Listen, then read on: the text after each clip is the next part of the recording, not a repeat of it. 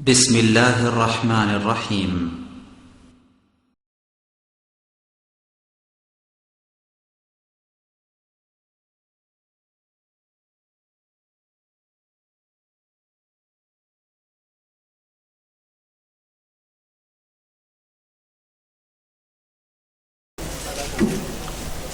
আসসালামু আলাইকুম রহমতুল্লাহ। আলহামদুলিল্লাহ আলহামদুলিল্লাহ নাহমাদুহু ওয়া নাস্তাঈনুহু ওয়া নাস্তাগফিরুহু ওয়া নাউযু বিল্লাহি মিন শুরুরি আনফুসিনা মান ইয়াহদিয়াল্লাহু ফালা মুদিল্লা লাহু ওয়া মান ইউদ্লিলহু ফালা হাদিয়া লাহু ওয়া নাশহাদু আন লা ইলাহা ইল্লাল্লাহু ওয়াহদাহু লা শারীকা লাহু ওয়া নাশহাদু আন্না মুহাম্মাদান আবদুহু ওয়া রাসূলুহু أما بعد قال الله سبحانه وتعالى أعوذ بالله من الشيطان الرجيم ولا تكونوا كالذين تفرقوا واختلفوا من بعد ما جاءتهم البينة وأولئك لهم عذاب عظيم قال الله سبحانه وتعالى يا أيها الذين آمنوا أطيعوا الله وأطيعوا الرسول ولا تبطلوا أعمالكم قال النبي صلى الله عليه وسلم شر الأمور محدثاتها وكل محدثة وبدعة وكل بدعة وضلالة وكل ضلالة في النار আল্লাহ সুবহানাহু ওয়া তাআলার শাহী দরবারে লক্ষ কোটি শুকর। আল্লাহ সুবহানাহু ওয়া তাআলা আমাদেরকে দ্বীনি হক প্রচার করার জন্য, শোনার জন্য, বলার জন্য তৌফিক দান করেছে। আলহামদুলিল্লাহ। আজকের এই মহতী অনুষ্ঠানের সম্মানিত সভাপতি, উপস্থিত ওলামা ইকরামগণ, শায়েখগণ এবং এলাকার যে যুবক ভাইয়েরা, আহলে হাদিস আন্দোলন যুব সংঘের যে যুবক ভাইয়েরা এই মাহফিলের আয়োজন করেছেন, তাদেরকে এবং তাদের সাথে যারা সহযোগিতা করেছেন আর্থিকভাবে, মানসিকভাবে, শারীরিকভাবে, সবাইকে আমার আন্তরিক মোবারকবাদ জানাই। আজ দোস্ত আমরা এখানে একত্রিত হয়েছি সহি কিছু গ্রহণ করার জন্য। আসলে ভেজালের যুগে আছি তো আমরা, আমাদের জন্ম থেকে মৃত্যু পর্যন্ত আসলে ভেজালের মধ্যেই আছি। তো ভেজাল থেকে একটু বের হওয়ার জন্য সবাই কিন্তু চেষ্টা করে। হয়তো কারো চেষ্টা ফল হয়, কারো চেষ্টা বিফল হয়ে যায়। তো আমিও এরকম এক হতভাগা, আমি ওই ভেজালের যুগে ভেজালের মধ্যেই ছিলাম। তবে আমার এই ভেজালটা কিন্তু 100% ভেজাল ছিল। যাই হোক, আল্লাহ সুবহানাহু ওয়া তাআলা আমার উপর অনেক ইহসান করেছে যে আমি এই ভেজাল থেকে বের হওয়ার চেষ্টা করেছি মাত্র, এখনো পরিপূর্ণ শুধরাতে পারিনি। আমার একটু পরিচয় দিই, যেহেতু আপনাদের সাথে আমার আর হয়তো দেখা হয়নি আগে, আর কারো কারোর সাথে দেখা হলেও তাদের সাথে তেমন ভালো পরিচয় হয়নি। আমার নাম হলো মিজান বিন আব্দুল আজিজ। আমার আব্বাজানের নাম হলো আব্দুল আজিজ, উনি জৈনপুরি পীর সাহেব। আমার দাদা যান ফকি আব্দুল লতিফ জৈনপুরি, ভারত। আমার নানা যান ফকি আফসার উদ্দিন জৈনপুরি, ভারত। তো আমার সিলসিলা হলো জৈনপুরি সিলসিলা। তো আব্বাজান পীর সাহেব, দাদাজান পীর সাহেব, নানাজান পীর সাহেব এবং তার পূর্বপুরুষ আমাদের যারা ছিল সবাই 14 জেনারেশনের মধ্যেই সবাই পীর সাহেব। তো আমি বাংলাদেশে বসবাস করি। আমার আব্বাজান বাংলাদেশে ইন্তেকাল করেছে, আমার নানাজান বাংলাদেশে ইন্তেকাল করেছে। যাই হোক, তো আসলে এই তরিকার মধ্যেই ডুবেছিলাম ছোট থেকেই। কওমি মাদ্রাসা, আলিয়া মাদ্রাসা লেখাপড়া করেছি, ইউনিভার্সিটিতে লেখাপড়া করেছি। আসলে কিন্তু সহি হাদিসের সন্ধান অনেক আগে পেয়েছি, কিন্তু মানতে পারিনি। কেন পারিনি? যখনই সহি হাদিস মানতে যাব তখনই অনেক বাধা বিপত্তি চলে আসছে। যখনই সহি হাদিসের আলোকে আপনি একামত দিতে যান, তখনই মুয়াজ্জিন সাহেব, ইমাম সাহেব বলবে, মুসল্লি বলবে যে আপনি এটা কি একামত করতেছেন, আপনি শর্ট করতেছেন কেন, ইসলামকে শর্ট করে ফেলছেন। তখনই বলে এটা হয় নাই, আবার করেন।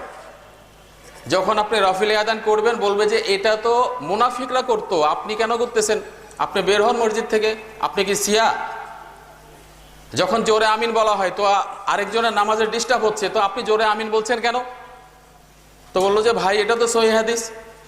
সহিহ হাদিস এটা ঠিক আছে, কিন্তু ইস্তেমবাদ যারা করেছে, ইস্তেহাদ যারা, ইমাম আবু হানিফা, শাফি, মালিক, হামলি, ওনাদেরকে মানেন না? ওনারা বলেছে আস্তে বলতে হবে, এমন আস্তে বলবো যে নিজের কানে যেন শুনি। আপনি জোরে বলছেন কেন? আপনি তাহলে এই মসজিদে নামাজ পড়তে পারবেন না। তো এরকম কারণবশত দেখা যাচ্ছে আর মানা হয় না, হয়তো লোকলজ্জার ফলে কিংবা অন্যান্য কারণে। অনেক সময় দেখা যাচ্ছে আমার উস্তাদ তো আমাকে এটাই শিখাইছে, আমি তো এইভাবেই শিখছি মাদ্রাসায়, তাহলে আমি এটা বিরোধিতা করব কেন? ওস্তাদ কি আমার চাইতে কম বুঝেন? ওস্তাদ অনেক বেশি বুঝেন, যেহেতু আমি ওস্তাদের কাছ থেকে শিখছি, তাহলে আমি কেন উল্টা কাজ করব? আমার মনে হয় যে ওস্তাদ যেটা করতেছে এটাই ঠিক। আসলে দোস্ত, যখন আসলে ভালো করে দেখলাম, যখন সহিহ হাদিস ভেজাল হাদিসগুলো যখন এটা ডিফারেন্স করার তৌফিক আল্লাহ সুবহানাহু ওয়া তাআলা দিয়েছে, তখন দেখলাম যে আসলেই তো আমরা গড়ে হরিবলের মতো আছি। আসলে কথা ঠিক না? আসলে আমরা এরকম ভীষণ ভেজালের মধ্যে আছি।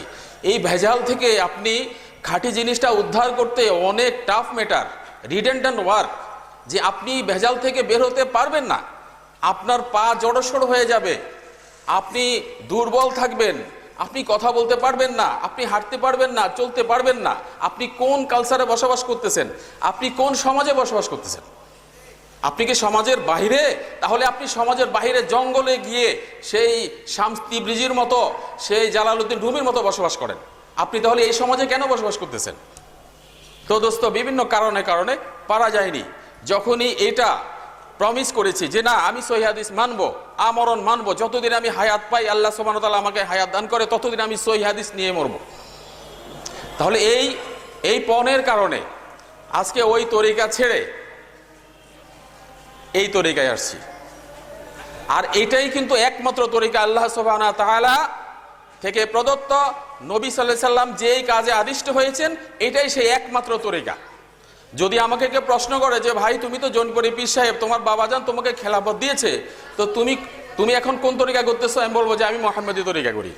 কারণ এই তরিকার ভেজালের যুগে একটা কথাই বলবো, ঠিক আছে তোমরা তো তরিকা ছাড়া কিছু বুঝো না, তাহলে আমি একটা তরিকা করি, এই তরিকা হলো মুহাম্মদী তরিকা। কারণ মুহাম্মদ সাল্লাল্লাহু আলাইহি সাল্লামকে সবাই চিনে, সবাই তো চিনে, তাহলে আমি মুহাম্মদী তরিকার। মুহাম্মদ সাল্লাল্লাহু আলাইহি সাল্লাম যদি 126টি তরিকা আনে তাহলে 126টি, মুহাম্মদ সাল্লাল্লাহু আলাইহি সাল্লাম যদি 226টি আনে তাহলে 226টি। তো আমার জানা মতো মুহাম্মদ সাল্লাল্লাহু আলাইহি সাল্লাম একটা মাত্র তরিকা এনেছে, ঠিক না কথা? তাহলে ভাই এই 126, 226, 246, 236 তরিকায় বন্দী হয়ে আমাদের ঈমানকে নষ্ট করে দিয়ে এরকম আমরা যারা শায়েখ আছি, আমরাই কিন্তু তাদেরকে উদ্বুদ্ধ করতেছি যে সেই জালালউদ্দিন রুমি সাহেবের সেই মসনবী দিয়ে, সেই ইমাম আবু হানিফা রহমতুল্লাহ আলাইহির সেই কাল্পনিক কাহিনী দিয়ে যাকে মর্যাদাশীল করার জন্য একেবারে ড্যামেজ করে দিয়েছি, আমরাই করেছি। তাহলে এইভাবে আমরা উদ্বুদ্ধ করতেছি সামান্য মুমিনকে, যে মুমিন যেন আমাদের কথা অনুযায়ী চলে। এটা আমাদের কূটকৌশল। আজকে দেখেন আমাদের আরেকটা দল আছে কিন্তু বাংলাদেশে, এই দলটা আমি খারাপ বলবো না, আমি সমালোচনা করতেছি না, যে এই দলটা এমন কাজ করতেছে সূক্ষ্মভাবে। আমরা বাঙালি, আমরা অন্য কিছু না বুঝি, একটা জিনিস ভালো বুঝি, নিজের স্বার্থ, ঠিক না কথা? আর আমরা এতই বোকা, আমরা এই স্বার্থটাই বুঝি না। দেখেন আমার পয়সা দিয়ে আমি তাবলীগ করি, আমার এই সময় আমাকে আল্লাহ সুবহানাহু ওয়া তাআলা দিয়েছে, এই অর্থ দৌলত আল্লাহ সুবহানাহু ওয়া তাআলা দিয়েছে, আমার এই ব্রেন আল্লাহ সুবহানাহু ওয়া তাআলা দিয়েছে। আমি এই তিনটাকে পুঁজি করে গাঁটটি বেঁধে আমি নেমে যাই। যখনই আমি বাংলাদেশের বিভিন্ন অঞ্চলে বিভিন্ন মসজিদে 40 দিন কাটিয়ে আসব, 120 দিন কাটিয়ে আসব, তখন আমি দিন সম্পর্কে শিখব। শিখে এসে আমার মহল্লার মসজিদ আমি দখল করব, আর মসজিদে আমি 5 কাজের সাথে জড়িত হয়ে যাব। এই যে সূক্ষ্ম কাজটা, এটা আমরা বাঙালি বুঝি না, কিন্তু এই সূক্ষ্ম কাজের মাধ্যমে সাধারণ মানুষকে বোকা বানিয়ে আসলে কিন্তু ধোঁকা দেওয়া হচ্ছে। কিন্তু খারাপ কথা বলা হচ্ছে না, তাওহীদের কথাই বলতেছে, রিসালাতের কথাই বলতেছে, আখিরাতের কথাই বলতেছে, কিন্তু কার পদ্ধতিতে? একজন মানুষের পদ্ধতিতে। কথা ঠিক না? তাহলে এই মানুষের পদ্ধতি কি গ্র্যান্টেড? কোন মানুষের পদ্ধতি গ্র্যান্টেড? কোরআন মাজিদে আল্লাহ সুবহানাহু ওয়া তাআলা সূরা মুহাম্মদের 33 নম্বর আয়াতে বলেছেন, ইয়া আইয়ুহাল্লাযীনা আমানু আতিউল্লাহ ওয়া আতিউর রাসূল। হে ঈমানদারেরা, তোমরা যারা ঈমান এনেছো, তোমরা আমার আনুগত্য করো, শুধুই আমার ছাড়া অন্য কারো না। আমার আনুগত্য করো নবীজি সাল্লাল্লাহু আলাইহি সাল্লামের নির্দেশ অনুযায়ী, পদ্ধতি অনুযায়ী, সুন্নত অনুযায়ী। ওয়ালা তুফতিলু আমালাকুম, এই ছাড়া তোমাদের আমলগুলো নষ্ট হয়ে যাবে। এখন যদি একজন মানুষকে মানা হয়, তাহলে শুধু মুহাম্মদ সাল্লাল্লাহু আলাইহি সাল্লামকে মানতে হবে। আর এখানেই শুধু এই জিনিসটা যদি আমরা বুঝি, তাহলে আমাদের মধ্যে কোনো ফেরকা থাকবে না, কোনো ভেজাল থাকবে না। এই জিনিসটা আমরা বুঝি না, কেন আমার শাইখকে কেন আমি মানবো না? আমার জোনপুরি যে পীর সাহেব আব্দুর রউফ রহমতুল্লাহ আলাই, ও আচ্ছা দোস্ত, আজান দিচ্ছে, ঠিক আছে, ইনশাল্লাহ আমরা আজানের জবাব দিই, আজানের পরে ইনশাল্লাহ বক্তব্য শুনবো। আলহামদুলিল্লাহ।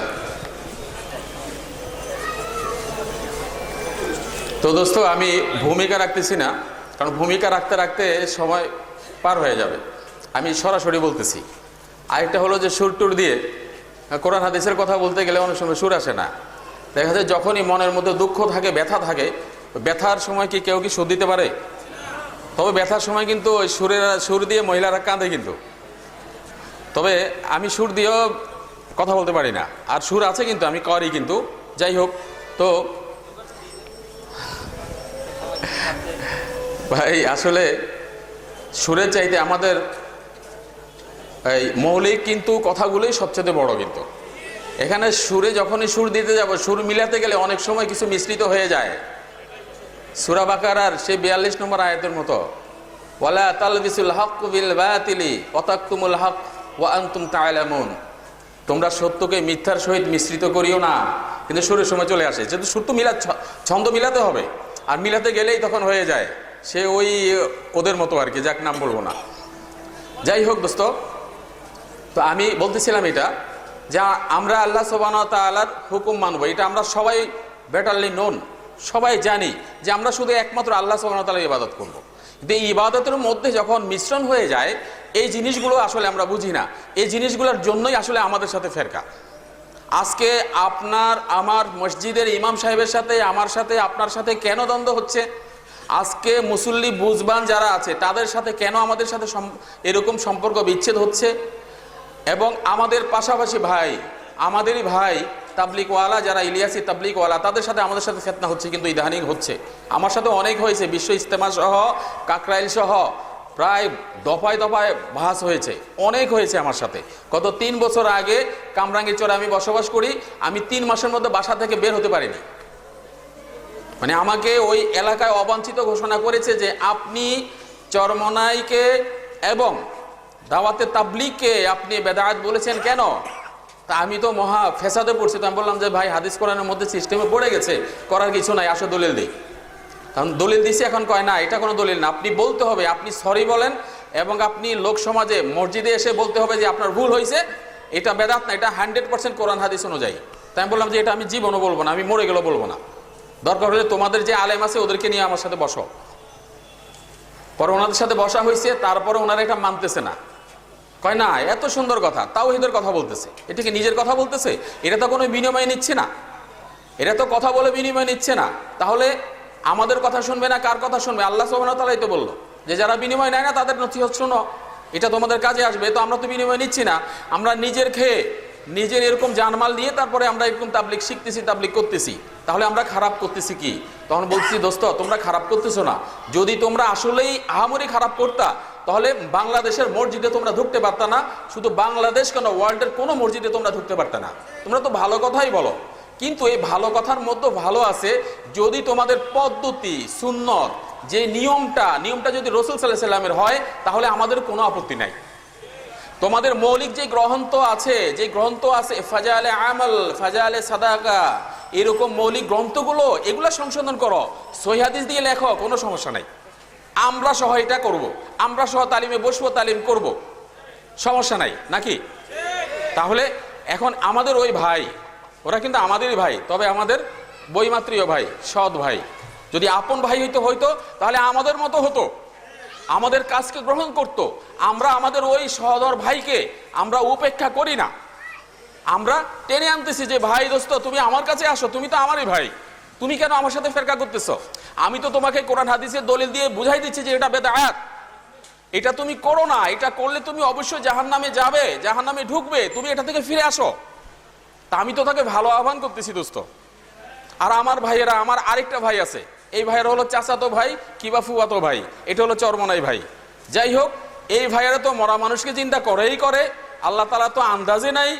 তাহলে এরকম আল্লাহর সাথে যুদ্ধ করে, আল্লাহকে পরাস্ত করে, এরপরে আবার রুহুটা হাসিল করে। যাই হোক, তো বললাম যে ভাই আমরা তো তোমাদের আকীদা জানতাম না, তোমাদের কিতাব পড়েই তো আমরা এটা বুঝতে পেরেছি।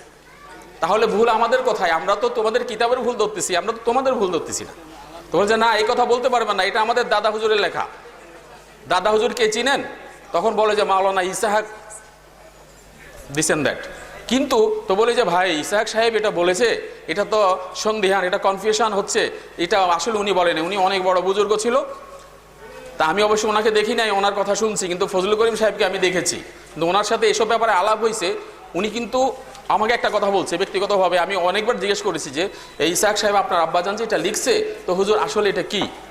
তো উনি শুধু একটা বলেছে যে এমন কিছু হালত তৈরি হয়, কিছু কিছু পাগল আছে এরকম, এমন কিছু হালত তৈরি হয়। ভাই আবার আজান দিচ্ছে, আলহামদুলিল্লাহ। তো ভাই বলতেছিলাম ভেজালের কথা।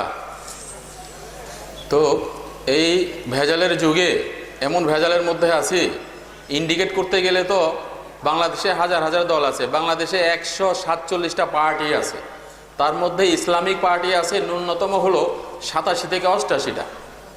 জানি তো আমরা, জানি না? আসলে কি ইসলামী পার্টি আছে? ইসলামের নামে মাত্র আছে। যাই হোক, তো এরকম ফেরকার কোনো অভাব নাই। আমরা বলে নবীজি সাল্লাল্লাহু আলাইহি সাল্লাম বলেছেন যে 73 ফেরকা এই নবী সাল্লাল্লাহু আলাইহি সাল্লামের উম্মতের মধ্যে হবে, মানে 73,000 ফেরকা আছে, আছে না? আমি আমার তরিকার কথা বলতেছি, জৌনপুরের মধ্যে ন্যূনতম আছে 16 থেকে 17টা দল। এই দলের মধ্যে কেউ যদি পরিচয় দেয় আমি আব্দুর রৌফি, যদি রৌফি বলে তাহলে আমরা বুঝি এটা মূল দলের। আর যদি বলে যে আমি পিরানে পীর দাস্তাগীর কারামত আলী সার, তাহলে এটা বলি যে এটা দ্বিতীয় দল। আর যদি বলি যে লতিফি দল আমার দাদার দল, তাহলে বুঝি যে এটাও দ্বিতীয় দল। তাহলে এরকম অনেক দল আছে। তাহলে এক একটা দল যখন সৃষ্ট হয়, এই দলের সাথে টানাটানি টানা হেঁচড়া করে বিভিন্ন উপদলে বিভক্ত হয়ে যায়। এইভাবে হতে হতে হতে হতে মতবিরোধ বাড়তেই থাকে, বাড়তেই থাকে। যেটা যে দল করে তার দলেই ঠিক, ওই গোয়ালার দই ঠিক, দুধ ঠিক, দুধের সাথে পানি মিশায় না। এখন আমি যেটা করব এটাই ঠিক, প্রয়োজন বোধে হাদিসকে জাল করে যে এমন বিন বা বিন বিন বিন বিন বুঝেন নেই, আমার নাম হলো মিজান, আমার বাবার নাম হলো আব্দুল আজিজ, আমি মাঝখানে বিন লাগিয়েছি কি আমি অমুকের ছেলে অমুক, মিজান বিন আব্দুল আজিজ, এরকম বিন বিন বানিয়ে হাদিসকে জাল করে তখন তার দলকে এরকম হাদিস দিয়ে শনাক্ত করে যে আমার দল সঠিক, ঠিক না? তো ভাই এরকম বিনের ভেজালে আমরা কিন্তু পড়ে গেছি। যখনই সাধারণ মানুষের কাছে বলে অমুক বিন অমুক এই হাদিসটা বর্ণনা করেছে, এই উনি রাসূল সাল্লাল্লাহু আলাইহি সাল্লামের থেকে বলতেছে, আমরা তো নিঃসন্দেহে বিশ্বাস করি, করি না? কারণ বিন যখন আছে তাহলে কোনো সমস্যা নাই। তো এরকম বিনের ভেজালের মধ্যে যখন আসি, যেমন মনে করেন আমি অনেক সময় যখন তরিকাতে ছিলাম তখন এরকম আমি সিলসিলা বাতলাইতাম, মানে সিলসিলা বলতাম। আমি আমার থেকে শুরু করে, আমার আব্বাজান থেকে শুরু করে, দাদাজান থেকে শুরু করে এরকম রাসূল সাল্লাল্লাহু আলাইহি সাল্লাম পর্যন্ত যাইতাম। মাঝখানে শুধু প্রথম থেকে 3 থেকে 4 জন 5 জন ঠিক থাকতো, তারপরে বিন বাই বিন বিন বাই বিন এই যে লাগাইতাম, কেউ কি জানতো যে এই বিনকে? এগুলা হলো ভাওতাবাজি দোস্ত। এটা আমাদের ইমানকে ধোকা দিয়ে বোকা বানিয়ে আমাদেরকে ওই জায়গা মতন নিচ্ছে। তাহলে এই বিনের এই সিলসিলার 1 পয়সা মূল্য নাই, আছে? তাহলে আমাদের কাছে ইসলাম তো এভাবে আসছে, ঠিক আছে আসছে, এই জন্য কি অমুক বিন অমুকের মাধ্যমে আসতে হবে? যখন সহিহ হাদিস আসবে আমি কি এটা বুঝবো না? আমাকে আল্লাহ সুবহানাহু ওয়া তাআলা আমাকে বুদ্ধি দিয়েছে, বিবেক দিয়েছে, আকল দিয়েছে, আমি আকল দিয়ে, বুদ্ধি দিয়ে, বিবেক দিয়ে আমি বুঝবো যদি রাসূল সাল্লাল্লাহু আলাইহি সাল্লামের নামে কোনো হাদিস বলা হয় তাহলে এটার আদত ঠিক আছে কিনা, এটা আল্লাহ সুবহানাহু ওয়া তাআলার প্রশংসায় কিবা সম্পর্কে কিবা রাসূল সাল্লাল্লাহু আলাইহি সাল্লামের সম্পর্কে এমন কথাগুলো যেটা আসলেই বনে না। সাধারণ মানুষের আকল আছে, যে উম্মি নিরক্ষর তারও একটা আকল আছে, আছে না? যখন রসুলের নামে একটা কথা বলা হয় সে তখন হঠাৎ করে বুঝতে পারে যে না এটা তো রসুল বলতে পারে না, কারণ অসামঞ্জস্যপূর্ণ, হয় না এরকম? যেমন মনে করেন একটা কথা কয় যে এ দাড়িকে লম্বা রাখতে হবে, অনেক লম্বা, অনেক সময় প্রস্রাব করার সময় প্রস্রাবের ফোঁটাও দাড়িতে পড়ে, তাহলে দাড়ি লম্বা করো, যদি দাড়িতে কাটো তাহলে রসুলের গলার মধ্যে পোঁছ দেওয়া হবে। কথাটা যদিও আসলে ভালো, কিন্তু রসুলের হাদিস না, কথা ঠিক না? যদিও কথাটা ভালো যে দাড়ি আসলে কাটা যাবে না, মানে দাড়ি ওরকম ভাবে কাটা যাবে না আর কি, যেরকম ভাবে একদম মিশে থাকে এরকম ভাবে কাটা যাবে, দাড়িকে বড় করতে হবে। রসুল সাল্লাল্লাহু আলাইহি ওয়াসাল্লাম বলেছেন যে তোমরা গোফকে ছোট করে রাখো, দাড়িকে ছেড়ে দাও, তার মানে হলো দাড়িকে বড় করো, ঠিক না? তাহলে এখন যদি বলে যে দাড়ি যদি কাটো তাহলে খবর আছে রসুলের গলার মধ্যে পোঁছ দেওয়া হবে, রসুলকে এটা বলেছে? কিন্তু যদিও কথাটা ভালো, কথাটা ভালো না? তাহলে যত ভালো কথাই হোক, এটা যখন আপনি আকলের মধ্যে খাটাবেন তখন আপনি এটা রেজাল্ট পাবেন। তারপরেও যদি আপনার নলেজ না খোলে তাহলে অবশ্যই সহিহ হাদিস, ভেজাল হাদিস, এই সব হাদিসগুলোর কিতাব বের হয়ে গেছে। এখন লাইব্রেরি, প্রত্যেকটা লাইব্রেরিতে এই কিতাবগুলো পাবেন, আপনারা পড়েন, অধ্যয়ন করেন। কি ভাই, আমরা যারা ক্লাস 2 পর্যন্ত পড়ি তারা কিন্তু বাংলা পড়তে পারি, তো বাংলা হাদিস সব কিছু বেরিয়েছে। আপনি এত পিছিয়ে আছেন কেন? ইমানি দাওয়াত দিয়ে ম্যাক্সিমাম মানুষগুলোকে 3 জেলার সাথী বানিয়ে ফেলছে, আপনি কেন এখনো দূরে পড়ে আছেন? কেন আপনি পারতেছেন না? কেন আমরা কেন পারতেছি না দোস্ত? আমরা কেন বাংলাদেশের মসজিদগুলোকে দখল করতে পারতেছি না? আজকে আমাদের ভাইয়েরা, আমাদের সৎ ভাই, আমাদের ফুফাতো ভাই, আমাদের চাচাতো ভাই, আমাদের রিলেটিভ যারা আছে, আমাদের ভাইয়েরা মসজিদগুলো দখল করে ফেলছে, আর আমরা মসজিদ থেকে বিতাড়িত হচ্ছি কেন? আমরা কি এরকম কৌশল খাটাতে পারি না দোস্ত? তা আমরা এত পিছিয়ে কেন? আমাদের দোষে কিন্তু আমরা পিছিয়ে আছি। সহিহ হাদিস মানি নিজের ঘরের মধ্যে, যখন ইমাম সাহেব রফিউল আযানের কারণে, জোরে আমিন বলার কারণে, বুকে হাত বাঁধার কারণে, এরকম ফাঁক করে দাঁড়ানোর কারণে, পায়ের সাথে পা মিলিয়ে দাঁড়ানোর কারণে যখন মসজিদ থেকে আপনাকে বিতাড়িত করে দিল, আপনি ঘরের ভিতরে যে একা একা আপনি সহিহ হাদিস মানতেছেন, তাহলে আপনি তো একাকিই থাকবেন। আপনার দাওয়াত কে শুনবে, কে দেখবে? আপনি মনে ব্যথা নিয়ে ইমাম সাহেবের কথায়, ইমাম সাহেব আপনাকে তাড়িয়ে দিচ্ছে, এই জন্য ঘরের ভিতরে একাই সহিহ হাদিস মানতেছেন, তাহলে এই সহিহ হাদিসের দাওয়াত কে দিবে? এ দায়িত্ব কার? আমরা কি আরো কি, যাক আল্লাহ সুবহানাহু ওয়া তাআলা আমাদেরকে বোঝার তৌফিক দান করুক, আমরা এইভাবে করব না দোস্ত। ইমাম সাহেবকে কৌশলে বলবো, হিকমত আল্লাহ সুবহানাহু ওয়া তাআলা আমাদেরকে শিখাই দিয়েছে, রাসূল সাল্লাল্লাহু আলাইহি ওয়াসাল্লাম আমাদেরকে শিখাই দিয়েছে না? যদি একজন সাধারণ লোক যে আউযুবিল্লাহ বিসমিল্লাহ জানে না, যে কালেমা ঠিকমতো পড়তে পারে না, অনেক লোক আছে এরকম, এই লোকগুলো যখন তাবলিগে 3 চিল্লা দিয়ে, ইলিয়াসি সেই তরিকায় 3 চিল্লা দিয়ে এরা বড় বুজুর্গ হয়ে যায়, মুফতি হয়ে যায়, অনেক সময় মুফতিদেরকে মানে না, যখন নিজেরা ইচ্ছা মতো ফতোয়া দেয়, জানেন আপনারা? তাহলে এইসব লোকেরা যদি এই পর্যায়ে পৌঁছতে পারে, আর আমরা সহিহ হাদিসের সন্ধান পেয়ে সহিহ হাদিস মেনে কেন ঘরের কোনায় থাকবো দোস্ত? ঘর থেকে আমরা বেরিতে পারি না? তাহলে আমরা প্রমিস করি, আমরা প্রতিজ্ঞা করি যে হ্যাঁ, আমরা সহিহ হাদিস শুধু নিজে একা মানবো না, আরেকজনকে মানাবো। ইমাম সাহেব যখন আমাকে মসজিদ থেকে বের করে দিচ্ছে, ঠিক আছে, মসজিদ তো ইমাম সাহেবের বাবার, মসজিদ কারো বাবার না, আর যিনি দিচ্ছে মসজিদের জায়গা তিনি অবশ্যই এটা লিল্লাহিয়াত, ঠিক না? এটা আল্লাহ তাআলার জন্য, এখানে কারো আধিপত্য চলবে না আল্লাহ সুবহানাহু ওয়া তাআলা ছাড়া। তাহলে ইমাম সাহেবকে বুঝাই বলবো যে দোস্ত, আপনি তো আমাকে বের করে দিচ্ছেন কেন? আপনি তো বুঝতে পারতেছেন না। আপনি যদি রসুলের হাদিসকে অমান্য করেন তাহলে আপনার কিন্তু ওই নেগেটিভটা হবেন। আর মুখে বললাম না, কারণ ইমাম সাহেব অনেকে থাকতে পারে আশেপাশে, শুনতে পারে, পরে কবি যে আমার যাওয়ার সময় আমার ধরবো।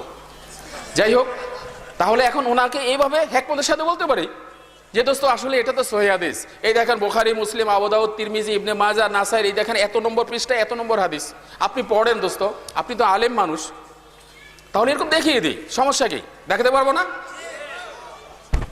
এই সাহস আমাদের নাই, আসলে আমাদের নাই। কিন্তু সে ওমর রাদিয়াল্লাহু তাআলা আনহু যখন ইসলাম মেনেছে তখন কি করেছে? প্রকাশ্যে কাবার প্রাঙ্গণে যে ইসলাম প্রচার করেছে না? রাসূল সাল্লাল্লাহু আলাইহি ওয়াসাল্লামকে আটকিয়ে রাখতে পেরেছে? তাহলে আমরা কি ওমরের মতো হতে পারি না? সে খালিদ বিন ওয়ালিদের মতো হতে পারি না? আমরা তো সেই বংশ, সেই জাতি, আমরা সেই দিন মানতেছি যে খালিদ বিন ওয়ালিদ যে দিন মানতেছে, ওমর রাদিয়াল্লাহু তাআলা আনহু যে দিন মানতেছে, আমরা তো সেই দিন মানতেছি। আর সেই দিনের জন্য আজকে আমরা একত্রিত হয়েছি এবং আমরা প্রত্যয় করতেছি যে সারা জীবন এই দিনের প্রচার করব, এই দিন অনুযায়ী চলব। তাহলে আমরা ভয় পাচ্ছি কাকে? আপনি রাসূল সাল্লাল্লাহু আলাইহি ওয়াসাল্লামের হাদিস মানার জন্য যদি ইমাম সাহেব মুসল্লি সাহেব কাউকে আপনি ভয় পান, তাহলে কি আপনি আল্লাহকে ভয় পেলেন না, ওই মুসল্লিকে ভয় পাচ্ছেন? বাইতুল মোকাররমে সালাউদ্দিন সাহেব খতিব, অনেক বড় বুজুর্গ এবং উনি অনেক শিক্ষিত, ওনার খারাপ বলতেছি না, সমালোচনা করতেছি না। মানুষের আকীদা এরকম হতেই পারে, অনেক সময় বেশি বুঝার ফলে মানুষ গোল্লায় চলে যায়। মানুষ বাংলা বলে না, বেশি বুঝে ফ্যানে পড়ে, কয় না বাংলা একটা কথা আছে না? যাই হোক, অনেক বোঝার কারণে অনেক সময় একটু এদিক এদিক হয়ে যায়। যাই হোক, অনেক সময় দেখবেন যে মোটর সাইকেল চালানোর মধ্যে যদি একটু এক্সপার্ট হয়, ওই বেটাই বেশি অ্যাক্সিডেন্ট করে। আর যদি মাথা ঠান্ডা রেখে চালায়, তাহলে অ্যাক্সিডেন্টের ভয় থাকে কম। তাহলে এরকম বেশি বুঝিন না, বেশি চালান না যারা, তাদের এই সমস্যা হয়ে যায়। যাই হোক, যখন বাইতুল মোকাররমে আমাদের আহলে হাদিস মানলেওয়ালা যখন আল্লাহ সুবহানাহু ওয়া তাআলার হুকুম মানবে, নবীজি সাল্লাল্লাহু আলাইহি সাল্লামের তরিকা অনুযায়ী সালাত আদায় করবে, সল্লু কামা রাআইতুমুনি উসাল্লি। এখন যদি এই রসুলের নিয়ম অনুযায়ী সালাত আদায় করবে, সালাউদ্দিন সাহেব চিনে, ওনার সাথে ব্যক্তিগতভাবে পরিচয় আছে, কিংবা অন্য হানাফি আলেমের সাথে পরিচয় আছে, তাহলে রফেল ইয়াদান করলে এখানে সমস্যা আছে, উনি আমাকে খারাপ মনে করবে। তার মানে হলো যে ওনার খাতিরে কিংবা ওনার ভয়ে আমি রফেল ইয়াদান করলাম না, আমি জোরে আমিন বললাম না। কেন দোস্ত, আপনি কি ওনাদেরকে ভয় পান? আল্লাহর রহমতে আমি পাই না ইনশাআল্লাহ। সহিহ হাদিস তো স্পষ্ট, জাল হাদিস স্পষ্ট। তাহলে আপনি লুকোচ্ছেন কি? কেন লুকোচ্ছেন আপনি? কাকে আপনি ভয় পাচ্ছেন? ভয় কিসের? আপনি মরবেন না একদিন, মরতে তো হবেই, তাহলে ভয় পাচ্ছেন কেন? ও ফিতনার ভয়ে? আপনি কোন হিকমত খাটাচ্ছেন? এটা কেমন হিকমত হলো আপনার? আপনি হিকমত খাটাতে যে নিজেই কি সহিহ হাদিস মানবেন শুধু ঘরের কোনায় বসে বসে? আজকে যদি আমাদের ভাইয়েরা ওয়ার্ল্ডের প্রত্যেকটা কোনায় কোনায় যদি দিনের দাওয়াতের কাজ তাদের তরিকা অনুযায়ী পৌঁছায় দিতে পারে, আপনি কেন পারেন না? আপনার অপারগতা কেন? এটা কি আমাদের দুর্বলতা না দোস্ত? তো দোস্ত, আমি সবাইকে আহ্বান করব, আমি তো এককভাবে পারতেছি না। যখন আমার একটা লাঠির সাথে আরো 9টা লাঠি একসাথে হবে, তখন আমার এই মুষ্টির জোর হবে, হবে না? তাহলে আমরা সম্মিলিতভাবে কেন পারি না? আমরা বাংলাদেশের মসজিদগুলো কেন দখল করতে পারি না? আজকে যদি মসজিদে নতুন কোন দল দেখবেন, ওরা ওত পেতে থাকে, যখন কোনো মসজিদের জায়গা দেওয়া হলো, এখনো মসজিদ উদ্বোধন করেনি, এখনো ভিত্তিপ্রস্তর উদ্বোধন করেনি, অথচ তারা কিন্তু আগে ভাগেই সিরিয়াল দিয়ে রাখে যে আমরা এই মসজিদে ঢুকবো। আমাদের এই ধরনের খেয়াল নাই কিন্তু দোস্ত। আপনি দিন মানবেন কোত্থেকে? মসজিদ থেকেই তো শুরু হবে। আপনার ঘরের কোণা থেকে আপনার নিজের ফ্যামিলিকে তো আপনি ঠিক করতে পারতেছেন না। আপনি জোরে আমিন বলেন, আপনার বিবি কই তুমি এটা পাইছো কই? আমার আব্বা ছিল মৌলবী, আমার আব্বাই তো জোরে আমিন বলতো না, জায়গায় এক হারাইতো না, বুকে হাত বাঁধতো না, তুমি লেডিসের মতো হাত বাঁধতেছো কেন? তো যাক দোস্ত, আমার সময় শেষ। যাই হোক, তো এরকম মনে অনেক ব্যথা আছে। তাহলে এই ব্যথা নিয়ে আমি একাই বইব? আমাকে সহযোগিতা করার মতো আর কি নাই? এত বড় সিলসিলা ছেড়ে এসে আমি জৈনপুরি খেলাপথ প্রাপ্ত, এখন যদি আমি জৈনপুরি তরিকাকে ধরে রাখি, আমার আব্বাজান পালকিতে চড়তো, আপনারা দেখছেন অনেকেই। তাহলে এরকম আব্বা দাদা ওনারা কিন্তু পালকিতে চলতো, হাঁস মুরগি কবুতর ডিম অনেক যা আছে সব ভারতে নিয়ে পৌঁছাইতো। যাই হোক, এখন আমি যদি এমন করতাম, তো আমার টাকা পয়সার অভাব হইতো, যশ কীর্তি খ্যাতির অভাব হইতো? আমি কেন সবকিছু ছাড়লাম? শুধু আল্লাহ সুবহানাহু ওয়া তাআলার ওই হুকুম অনুযায়ী রাসূল আকরাম সাল্লাল্লাহু আলাইহি ওয়াসাল্লাম যে কাজের জন্য আদিষ্ট হয়েছে, শুধু এই কাজের খাতিরে আমি এই সব কিছুকে পরিত্যাগ করেছি দোস্ত। আজকে আমার বংশের সাথে আমার কোনো সম্পর্ক নাই, কেউ আমাকে ভালোবাসে না, কেউ ডাকেও না যে তুমি আসো কি না আসো। তো দোস্ত, আমি এই ত্যাগ কেন করেছি? আর আপনারা কি আমাকে সহযোগিতা করবেন না? আপনারা কি টাকা পয়সা দিয়ে? আমার মুরিদরা আসলে তো আমার কাছে তোহফা আনে, টাকা পয়সা দিয়ে না দোস্ত। টাকা পয়সা দিয়ে যদি হইতো তাহলে আমি এখানে আসতাম না, আমি ওখানে যেতাম, আমি ইয়া নবী সালাম আলাইকা করতাম আর খতম পড়তাম, আর আমি মুরিদদের জন্য দোয়া করতাম, মুরিদকে এইভাবে বায়াত করতাম। আমার টাকার অনেক অনেক টাকার পাহাড় হইতো। যাই হোক, এই সম্পূর্ণ ছেড়ে আসছি শুধু আপনাদের সাথে। কেন? রাসূলুল্লাহ সাল্লাল্লাহু আলাইহি ওয়াসাল্লামের হাদিসগুলো মানার জন্য, সহিহ হাদিসগুলো মানার জন্য, ভেজালগুলো উপড়ে ফেলার জন্য এবং ভেজাল চিহ্নিত করে দেওয়ার জন্য যে এইগুলো ভেজাল। এটা স্পষ্ট, ভেজাল কিন্তু স্পষ্ট হয়ে গেছে দোস্ত। তাহলে এই বিভেদ কেন এখনো আমাদের মধ্যে থাকবে? আজকে সেই তাবলিগি সেই ভাইদের মতো যদি আমরাও এরকম করি, আমরা কেন মসজিদগুলো দখল করতে পারি না? ওরা সাধারণ মানুষকে যখন নামাজি বানাতে পারে, প্রাথমিক স্টেজে অনেক ভালো কাজ, কিন্তু দেখা যাচ্ছে যে আমরা তো সেটাও করতে পারি না। যাক দোস্ত, আমার আহ্বান থাকবে এটা, আমি শেষ করতেছি আল্লাহ সুবহানাহু ওয়া তাআলার কালাম দিয়ে। সূরা আলী ইমরানের 103 নম্বর আয়াত, ওয়াতাসিমু বিহাবলিল্লাহি জামিআ ওয়ালা তাফাররাকু। যে আল্লাহ সুবহানাহু ওয়া তাআলা বলেন যে তোমরা সকলে মিলে আল্লাহ তাআলার রজ্জুকে শক্ত করিয়া ধারণ করো, খবরদার দলে দলে বিভক্ত হইও না। আমি আরেকটা আয়াত তেলাওয়াত করেছি, এই আয়াতটার অর্থ হলো যে ওয়ালা তাকুনু কাল্লাযীনা তাফাররাকু ওয়াখতালাফু মিন বা'দি মা যাআহুমুল বায়িনা ওয়া উলাইকা লাহুম আযাবুন আযীম। যে তোমরা তাহাদের মতো হইও না। আমরা কি তাহাদের মতো হব? তোমরা তাহাদের মতো হইও না যাহারা বিভিন্ন ক্ষুদ্র ক্ষুদ্র দলে বিভক্ত হয়ে গিয়েছে, তাহাদের কাছে স্পষ্ট অকাঠ্য দলিল আসার পরেও তারা মতবিরোধে লিপ্ত রয়েছে। আর এই ধরনের কাজ যারা করেছে তারা অবশ্যই কঠিন আযাব ভোগ করতে বাধ্য থাকবে। তাহলে দোস্ত, আমরা ওই দলে যাব না, আমরা শুধু একটা দলে থাকবো, আর এই দলেই শুধু রাসূল সাল্লাল্লাহু আলাইহি সাল্লামের দল, যেটা সাহাবা আজমানগণের দল। আমরা তো সাহাবা আজমানগণকে অনুসরণ করি, খোলাফায়ে রাশিদিনকে আমরা অনুসরণ করি। এখন আমরা যেটা মানবো ভালোভাবে মানবো, এবং সহিহ হাদিস আমরা যখন পেয়েছি এবং জয়ীফ হাদিস, ভেজাল হাদিস আমরা পেয়েছি, আমরা তারতম্য করে তাহকিক করে তারপরে মানবো, তাহলে আর ভেজালে থাকবো না। আল্লাহ সুবহানাহু ওয়া তাআলা আমাদেরকে সহিহ হাদিস মানান, রাসূল সাল্লাল্লাহু আলাইহি সাল্লামের তরিকা অনুযায়ী চলার তৌফিক দান করুক। আখির দাওয়ানা আলহামদুলিল্লাহি রাব্বিল আলামিন। আসসালামু আলাইকুম ওয়া রাহমাতুল্লাহ।